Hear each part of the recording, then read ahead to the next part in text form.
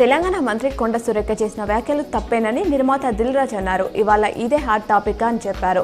తప్పని అందరికీ తెలియడంతోనే ఇండస్ట్రీ అంతా రియాక్ట్ అయిందన్నారు. జనక అయితే గనక మూవీ ఈవెంట్లో ఆయన మాట్లాడారు. ఈ వ్యాఖ్యలపై తాను ప్రత్యేకంగా స్పందించాల్సిన అవసరం లేదని తెలిపారు. నగరంలోని ముబారక్ నగర్ పెద్దమ్మ తల్లి ఆలయంలో శ్రీదేవి నవరాత్రి ఉత్సవాలు అత్యంత వైభవంగా కొనసాగుతున్నాయి. పెద్ద ఎత్తున భక్తులు హాజరై మొక్కులు తీర్చుకుంటున్నారు. రెండవ రోజు శుక్రవారం K6 GTPL కేబుల్ ఆపరేటర్ల ఆధ్వర్యంలో మహా అన్నదానం నిర్వహించనున్నారు. నిజామాబాద్ ఆర్టీసీ డిపోకు 13 ఎలక్ట్రిక్ బస్సులు వచ్చేస్తాయి. నిజామాబాద్ జిల్లాకు 64 బస్సులు కేటాయించగా మొదటి విడుదల 13 ఎలక్ట్రిక్ బస్సులు నిజామాబాద్కు చేరుకున్నాయి. రవాణా శాఖ మంత్రి పొన్నం ప్రభాకర్ గౌడ్ హైదరాబాద్లో ఎలక్ట్రిక్ బస్సులను ప్రారంభించారు. నిజామాబాద్కు వచ్చిన 16 ఎలక్ట్రిక్ బస్సులను JBSకు నడపనున్నట్లు RM తెలిపారు. నిజాం సాగర్ ప్రాజెక్టుకు ఎగువ ప్రాంతాల నుంచి 24,000 క్యూసెక్ల ఇంట్లో వచ్చి చేరుతుంది. దీంతో గురువారం సాయంత్రం ప్రాజెక్టు 3 గేట్లు ఎత్తి 22,500 క్యూసెక్ల నీటిని మంజీరా నదిలోకి విడుదల చేస్తున్నట్లు ప్రాజెక్టు AE శివప్రసాద్ తెలిపారు. మరో 1,500 క్యూసెక్ల నీటిని ప్రధాన కాలువ ద్వారా పంట పొలాలకు విడుదల చేస్తున్నట్లు చెప్పారు. రాష్ట్రంలోని జూనియర్ కాలేజీలకు ఈ నెల 6 నుంచి దసరా సెలవులు ఇస్తున్నట్లు ఇంటర్ బోర్డు ప్రకటించింది.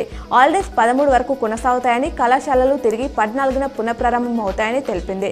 అన్ని ప్రభుత్వ, ప్రైవేటు కళాశాలలు తప్పనిసరిగా సెలవులు మంజూరు చేయాలని ఆదేశించింది.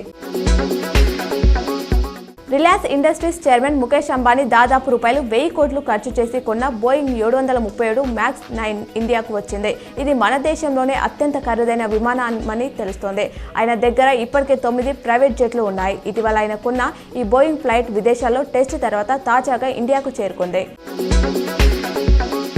రుణమాఫీపై ఎవరు అపోహలు పెట్టుకోవద్దని, ఆరోపణలు నమ్మవద్దని మంత్రి పొన్నం ప్రభాకర్ అన్నారు. కరీంనగర్ మండలంలో డిజిటల్ కార్డు నమోదు కార్యక్రమాన్ని ప్రారంభించి మాట్లాడారు. రాష్ట్ర ప్రభుత్వం రైతులకు రుణమాఫీ చేసిందని, ఇప్పటికే ₹1,00,000, ₹1.50 లక్షలు, ₹2 లక్షల లోపు ఉన్నవారికి రుణమాఫీ పూర్తయిందని తెలిపారు. రాష్ట్ర ప్రభుత్వం ఉత్తర్వుల మేరకు నిజామాబాద్ డివిజన్ పరిధిలో డీజే సౌండ్ సిస్టమ్ వాడకంపై నిషేధం విధిస్తున్నట్లు ACP వెంకటరెడ్డి తెలిపారు.